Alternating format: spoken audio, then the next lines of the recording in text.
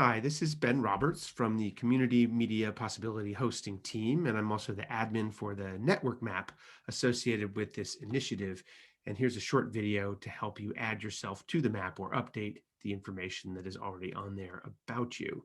We're looking now at the map tab in the mapping dashboard at sumapp.net. And so many of you, if you're already on the map, you will have received an email with your personal link to this mapping dashboard. And if you're registering for the first time, you'll get that link in an email.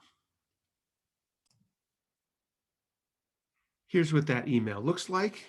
The subject is add your info to the network map, and it comes from Community Media Possibility Mapping Team, and the actual sender is no reply at sumapp.net. So if you've registered and you didn't see this email and you can't find it in a search, check your spam for something that looks like that. And here's the link that will be your personal link to that mapping dashboard. There's another way to get that link besides registering for the Community Media Possibility events on April 17th and 18th. There is a link that can take you to an opt-in form for the map. One place where that's shared is in the sidebar of the map right here at the bottom, and that may be shared in other ways as well. So if you've gotten that link, it'll take you to this little form. So again, this is if you aren't already registered for the event, not already on the map, adding yourself for the first time. You can put your name and email there, click send confirmation code to my email address, and then you'll get a separate email from that same sender, no reply, at sumapp.net with a 4-digit confirmation code. That email also has a link in it, but don't click that link. Just come back to this page and put in the code. And then if you do that, that email that has your mapping dashboard link will also go out to you. So once you've got that and you're here on the mapping dashboard, you're ready to add or update your information. Again, if you registered, some of your information is already going to be here, but there's still more that you want to add. Let's start with the bio tab, which is normally where you're going to default to when you arrive here. And this is where you can put in a picture of yourself and a short description of how others in your group or network might identify you. Once you've got that uploaded, it's not required, but it's a nice thing to do. You click proceed. And then this takes you to the survey tab where you can put in whatever information you'd like to have show up on that network map under your profile. So we've got a little bit of general information about yourself. Here's, for example, where you would share your email so others can find that.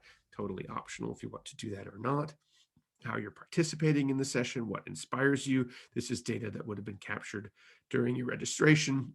A little more information about you. Again, we probably have this info, but not this one in terms of work you're engaged in, about your organization, your title, website, and if you put that in as a proper URL, it will be clickable from the network map. Then we have this final section on offers, requests, resources, and questions, where you can make offers to other people, make requests of them, share resources of value, and ask questions of other participants. Then you can click Save My Answers or Next, and that takes you to the Connections tab. And this is how you can show who you know or who you would like to know that is part of the network map already.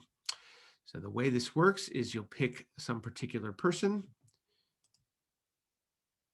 that you know or that you would like to meet, and you have two different types of information you can add. First, if you know them already, let others know what the nature of that or the strength of that relationship is. Are they just an acquaintance? Have you had a generative interaction, or would you consider them a collaborator? And then you have an option to also add growing the network information. So this is of two different kinds. If it's someone you'd like to meet, you can check this box, and you can also use that to say, this is somebody I'd like to get to know better. And if it's someone you've already met, you can give some information about how you met them. Was it during Community Media Possibility? Was it after it? Or did you already know them, but was this event a way that you strengthened your existing connection? And by providing this data, you'll help us to visualize how this map and how this initiative is helping to build the network. So once you've made the selections you want to make here, you go ahead and click Save, and then you'll have that information showing up on the map as well. And when you've made all the connections you wish, you're done and good to go. A couple of other little tips about this. You can search for people here. You can see who was added most recently this way. And that's useful because I think this is from last to first, right? So here would be the most recent people. You might want to come back here as more people join this map and show your connections to them, because they won't have been there when you first showed up and went through this.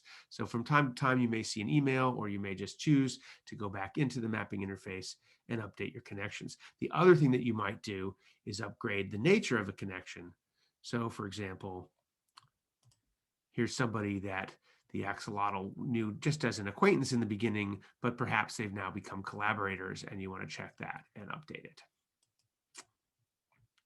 Once all that's done, you can view the map from this mapping dashboard, and it will show all the information that you provided. Here are the gray connections show acquaintance, generative interaction, collaborator, and if you click network growth, you're going to see in these colored connections the other options that were available to you. And then the profile information, when you click somebody, will all show up on the left-hand side in the side panel. There's another video that goes into more about how to use the map, and I hope that you find this to be a very valuable tool.